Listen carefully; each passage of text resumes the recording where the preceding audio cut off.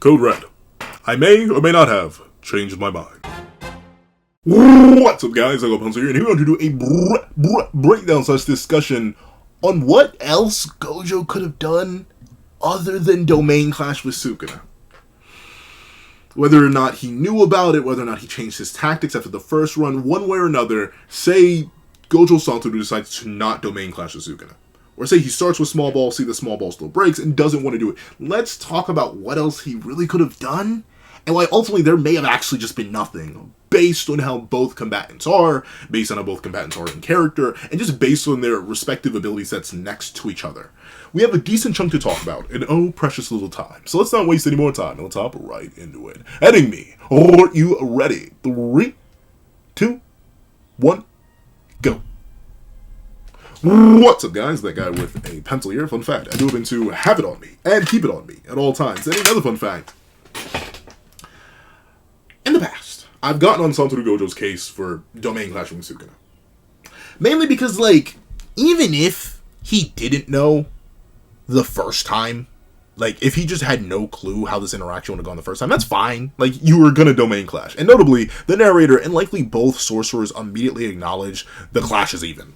In terms of the refinement of their respective domains, thanks to Sukuna's general experience and natural prodigy status, and obviously, Satoru Gojo's 6 size and his natural practice and proficiency, their domain clashes in terms of their refinement is even. And obviously with Satoru Gojo's immense amounts of cursed energy, and Ryoben Sukuna's immense amounts of cursed energy, matching up, everything's even inside the domain. So I can give Gojo a pass for this first one all the way back in 225. Yeah, you don't know how the interaction's gonna go. Even if he was told that Sukuna's domain expansion was open barrier, there are a bunch of assumptions he could have made, who knows? Maybe it's open barriered, but as long as I make my internal domain space 200 meters, then maybe Sukuna's domain will be captured in that. I don't have to worry about him attacking the outside. Maybe they just didn't tell him. Maybe they just didn't know. Regardless, after this first domain clash, I used to be like, Gojo, you dumb bubblegum idiot. Why would you suddenly decide that the best course of action, the most logical pathway, the only solution to victory, would be clashing with Broski again after goading him into making the domain bigger? What was the thought process? Even with the whole inversion tact, I despise you, you filthy, worthless creature. But even with the inverse tactic that he goes for, switching the conditions, the fact that he even notices, let me see, is it here in this chapter or is it later on? But essentially, the fact that he even notices that Sukuna takes a more risky move to shatter his domain rather than actively going for a traditional way of shattering it from the inside when the domain conditions are flipped, which does take place in later chapters. But regardless, the fact that he acknowledges that, he knows that that wasn't necessarily the smartest play. Sukuna could have just sent a slash out in a different direction, whether it be he himself or guided the domain to do so, and just inverted the conditions of his own domain and have his domain attack the shell again, which is now fragile on the inside. So I used to get on Gojo's case, dude, why would you do that? And while small ball was a decent enough idea, just based on how little he knew about Sukuna, I still think that was a foolish move in the past. But now that I've sort of opened my eyes to the strongest sorcerer of all time, now that I've been glazing Sukuna for a while, I'm trying to think, what would he have really done other than run away and do out of character stuff that maybe we would do, but probably still wouldn't even work? Let's be real. Let's say Gojo, after the first domain, let's say he learns his lesson from the first one, is whoa, I'm not really feeling that, broski. After getting exposed to Malevolent Shrine for the first time, let's just say that experience was so horrifying and painful that the strongest source of today was let's not play these games. And he just decides to not domain again. If he stays in close quarters, well, then he's going to have to deal with the domain. And as we clearly see from their interactions here, it's just not something he can really do. He is relative to Sukuna when they're both expanding their domains evenly. And his domain is active and Sukuna's domain is active. Then Sukuna doesn't even have to worry about dealing with the infinity at this first part. But then by the time Gojo would even get it back, Sukuna would still have the domain buff, still be inside his domain. He would still be assailed by the countless slashes, and he clearly can't just symbol domain through it, because symbol domain immediately gets torn through by Sukuna's domain. It's just how it be. Ultimately, I don't really think that engaging in close quarters without expanding his domain is really an option for Gojo, because Sukuna's not going to leave his domain. Even if Gojo tries to dance around to the edge of it, Sukuna's not going to be okay, I'll follow you. He wouldn't do that.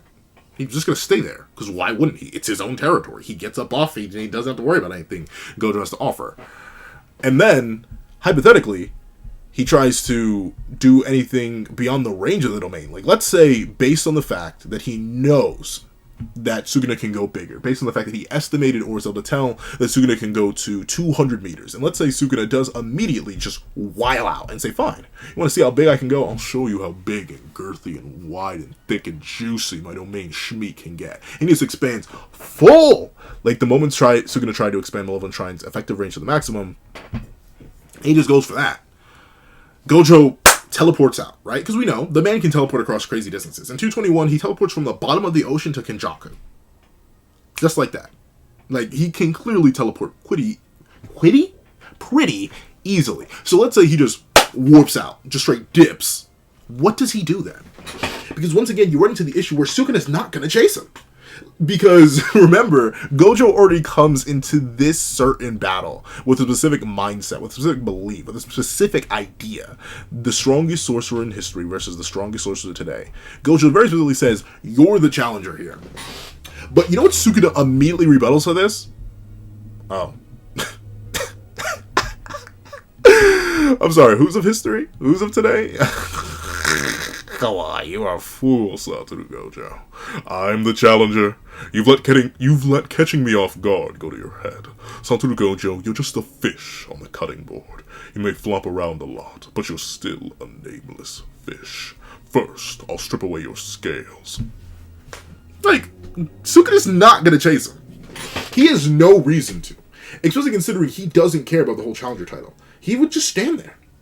And then what? Is Gojo just going to start firing reds and blues? Before, I used to say that. Mainly because I thought the interaction between a full output red or a full output blue, or heavens forbid, a full output hollow purple, would probably have a weird enough interaction with Shrine. Like maybe the cleaves that would try to tear into it, either A, wouldn't recognize it, because it'd be like a weird spatial phenomena breaking thing, or B, that they would just like survive long enough and then hit Shrine or hit Sukuna. But as we know, and as Gojo notes in 226, I do believe, is it 226 or 225? I believe it is, yeah, it is 226. Hold on, let me go back in time for a minute. Girl, I want to know your domain. But as Sukuna notes, or Gojo notes, oh my word, Gojo notes specifically, hey, I'm in trouble. Apparently Malevolent Shrine Center isn't Sukuna, it's the shrine itself. But ultimately, we don't know what happens if the shrine gets destroyed. It's the center. But, like, considering the fact that Gojo, when he's fighting Sukuna in the domain clashes, never just aims for the building, I presume destroying the artifact of Shrine inside Malevolent Shrine, if he were to do that with, like, a full output red or a full output blue, wouldn't change anything. It wouldn't force Sukuna into Curse Technique Burnout. And let's say, for some reason or another, Sukuna does just stand there and let Gojo maybe get, like, say Sukuna's domain range is 200 meters. Let's say Gojo stands at 201 meters and full chance out a hollow purple. You think Sukuna's just going to stand there and let himself get hit? No, he may dodge out of the way and let the shrine get hit. But while the shrine's the center, it seems like, based on Gojo's own assessment, it wouldn't matter if the shrine relic, or whatever the centerpiece of the domain is, gets destroyed. So the hollow purple would maybe burst through Malevolent Shrine, survive all the cleaves, annihilate the shrine from existence, but then Sukuna would still be standing there, looking at the remnants of his shrine, as his domain is still active. Vibing. Because he's not getting hit by that. If Sukuna can react to everything Gojo does at nearly close range, like to the point where Gojo later on, while the domains are both down, starts using after images with how fast he's moving, and then Sukuna's just like, yeah, no. And immediately reacts to one of them coming to attack him, and then dodges that one completely. Or even just lets it swing through him because he knows it's a fake, and then tags and grabs this one. He's not going to hit by a hollow purple. Or a wayward red. Or anything like that. And that's if he stands like in the dead center of his domain. He could literally just back up. What's Gojo going to do? Warp the purple in?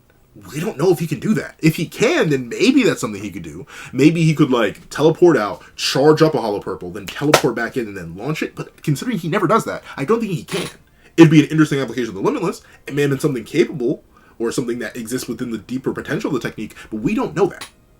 You would have to start giving Gojo abilities he's never shown. Like, I saw someone offer the idea that maybe he could spawn a blue inside of Sukuna. But I don't think he's ever done that. Like, notably, if we go to the Ahito fight, where I'm assuming they got this idea from, the blue doesn't spawn inside of Ahito. Gojo buries his fist in there, then makes a blue that goes inside, and then expands said blue. But if Gojo's like 200 meters away because he's not trying to domain clash with Sukuna, that's not going to happen. And once again, Sukuna has domain amp, which would weaken the blue anyway. So he wouldn't take enough damage from it. So his domain would still be active. And remember, once Sukuna activates his domain, he's fine. He doesn't even need to work to maintain it. The shrine auto-runs itself. And he has basically infinite curse energy. Not really, but considering it's revealed later on, by the time of the Gojo fight, that he can cast his domain expansion infinite times, by the time of being much weaker and burning through a bunch more curse energy, it's very likely that he's just chilling the entire time. He can keep shrine running for days on end, most likely. Considering he can just keep recasting it over and over and over and over and over again. And there's nothing Gojo can do from long range that would actually hit Sukuna. Whatever he would try to do from long range, Sukuna could domain amp through if he wants to even try and face take it, say for Maharaga's adaptation. And 3, Gojo can't really do anything close range either. He's kind of in a catch-22. That's why I sort of feel bad for the guy now. I got on his case so much about not doing the smart thing, teleporting out of range, but what does he do then? Just wait Sukuna out? Hope he runs out of curse energy? Sure, Gojo probably could do it. He could probably just stand there and watch and wait. And notably, of course, Maharaga would eventually you don't learn how to speak English. Maharaga would eventually adapt to Unlimited Void, because that first hit already happened. Obviously, the second hit sped it up. The second and the third and the fourth hit did all speed it up. But eventually, Maharaga would adapt to Unlimited Void. But I guess Infinity would never be adapted to, unless Sukuna just stands there and puts the wheel above his head, and then Gojo keeps firing, which I don't think he would do. So, like, it's kind of just a stalemate if Gojo retreats. And then we wouldn't really get a winner. It kind of become a stamina match. I guess you could say Gojo would win it in like a month. Like if he just stood there and watched Sukuna burn through cursed energy, and then every single time Sukuna tried to leave, then he'd be like, hey, like just up a red or something and tell him to stay back. That's about it. But that'd be kind of boring. Like I can understand why he didn't do it. And once again, he doesn't want to appear as the challenger, so he wouldn't start to stay back and start doing sneaky tactics. That's just not in his character. Sure. Would the best game to play against Sukuna be an extremely long and boring one, where you kind of just make Sukuna burn through all his cursed energy until he's super duper weak? Yeah. But who knows? With Sukuna's efficiency with cursed energy, his cursed energy regeneration speed, his cursed energy amounts, he may legit never run out unless Gojo's putting pressure on him, which probably wouldn't happen unless he goes in for these domain clashes, which he's destined to lose regardless, whether it be losing because Sukuna plays it smarter, or losing because of what actually happened in canon. Like no matter what, they're just cooked. The only way he's not cooked is if Maharaga's not in play. But as long as Megan is Megana, Maharaga's going to be in play. And once again, I'm assuming generously that Sukuna's not trying to attack. Or Sukuna doesn't just pick up the shrine over his head and like run after Gojo. Like, who knows what he can do? Once again, unless we start introducing hypotheticals for Gojo to do, there's really nothing he can do but domain clash. Give himself brain damage and expose himself to the scenario that we see him expose himself to by the time of 230, where he and Sukuna both take brain damage. Admittedly, Sukuna can avoid the brain damage as long as he played it smarter, but he didn't. But I ultimately think Gojo really does have no other option but clashing, which sounds stupid, but I don't know. Sukuna's kind of just a weirdly annoying counter. If Sukuna's domain wasn't open barrier, then maybe we could talk. But since we know it is, and since we know it's upwards of 200 meters, and since we know for a fact that Sukuna will be more than capable of dodging anything Gojo tries to throw at him through his domain range, and since we know that destroying the shrine likely wouldn't be enough, or else Gojo would have done it himself, I just don't see a vision. I don't see a vision. Purple wouldn't work. Red wouldn't work. Blue wouldn't work. UV wouldn't work. Like nothing else. And what else is Gojo have in his kit? The only thing maybe is that he like conceptualizes Unlimited Hollow early. Like say maybe he sees the vision of Unlimited Hollow when he realizes, okay, I can't really interact with the domain in of itself, or else I will get sliced to ribbons, I will get torn apart, and that doesn't feel good, so let me not do that. Or he's like looking at Sukuna, and then he, based on all the time he's staring at Sukuna, he's like, oh, Megami Soul is in there. Taking the burn of adaptation for Maharaga's. But that doesn't mean that he's adapting for Maharaga's. Then maybe he thinks of Unlimited Hollow much sooner. Well, in this case, he wouldn't have to chant back up to get his full output back. He would just need to teleport out and then try Unlimited Hollow. And then maybe that would work simply because of the scale of Unlimited Hollow. Because that's pretty big. I'm not sure if that covers the full 200 meter range of Sukuna's domain, the 400 meter diameter range of Sukuna's domain. But maybe that would work, because that would hit Sukuna, and Sukuna would kind of have to be forced to summon Raga in order to adapt to that. If Gojo starts spamming unlimited hollows, and they're big enough, once again, I don't know. If someone can pixel scale the size of unlimited hollow, then maybe that would be enough, because the scale of unlimited hollow is enough. And Gojo wouldn't even have to risk damaging himself, because he would just aim a red, aim a blue, like say at the top of the 200-meter radius dome, and just blow it up. Because then Sukuna's going to be forced to run away, outside of the range of his domain. And then maybe be forced to recast it. That's maybe the only way, but I don't see Gojo doing that. Coming to that revelation. Because he only came to that revelation once he realized that he can't take out Maharaga. And it's so weird, though. Because here at the end of 233, he implies that, I'll have to finish this off with a limited hollow, with a big old grin on his face. Which implies that he didn't just come up with it. But then, in 235, he admits that he literally just came up with it. And if I didn't do unrestricted purple... if I don't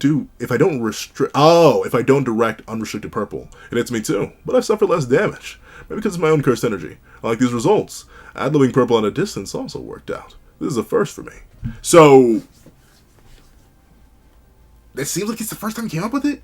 Meaning he just came up with it? But maybe, if you do a rematch, and you give Gojo the knowledge of Unlimited Hollow and its scale, then maybe he could, force Sukuna out that way. Because I don't think Sukuna would be stupid enough to bring out Unlimited Hollow, or bring out Maharaga to face take Unlimited Hollow, because it's clear that the wheel itself is destructible.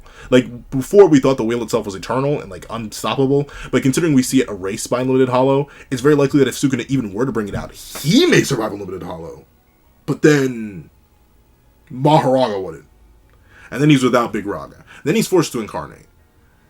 So, there's that. Maybe he tried to survive through Domain Amp? Maybe? That's it. That's the only thing I could see Gojo doing, but that would require, 1, Gojo being out of character and retreating from the battle. 2, Gojo observing Sukuna long enough to realize that Maharaga's in play and thus immediately trying to go for Unlimited Hollow. And 3, for him to figure out Unlimited Hollow and use it safely. From a range. And Sukuna just needs to stand there, by the way, and make sure none of that happens. Or make sure that that can't happen. That's basically the only way. Other than that, he has to domain clash. He has to get to the point of brain damage for both of them. That's it. You know what? I may do an entire video on, what if Gojo goes in with full information, and, Maharaga's adaptation is reset, and there's no world-cutting slash. Then maybe we could get different, because then maybe Gojo wouldn't do the first domain clash in the first place. Maybe he would swap out, maybe he would try to go for the tactic that he just thought of at the end of this video. But, other than that, even then, I feel like there's something wrong with that.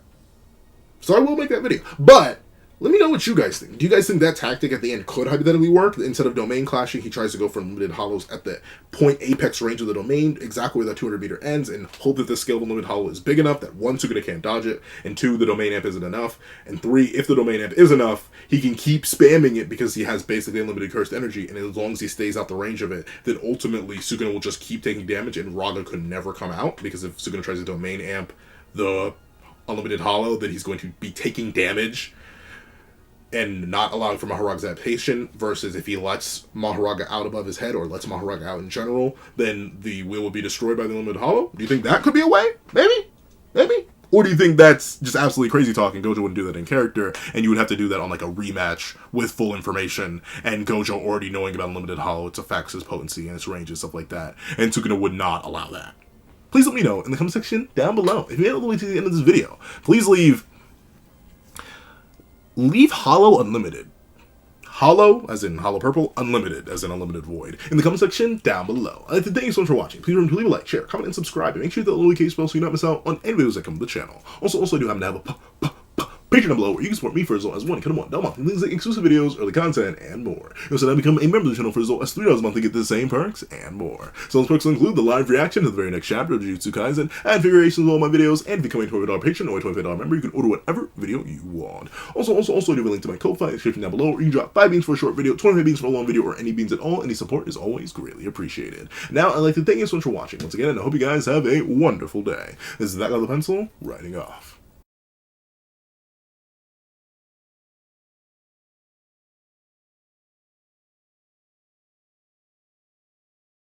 I'd like to give a thank you to our $3 members: Zera, Greyhound, Eternal Flame, NMA, Real Rare, Redwolf 4765, Paris Arnold, Astro, and Brandon Payne.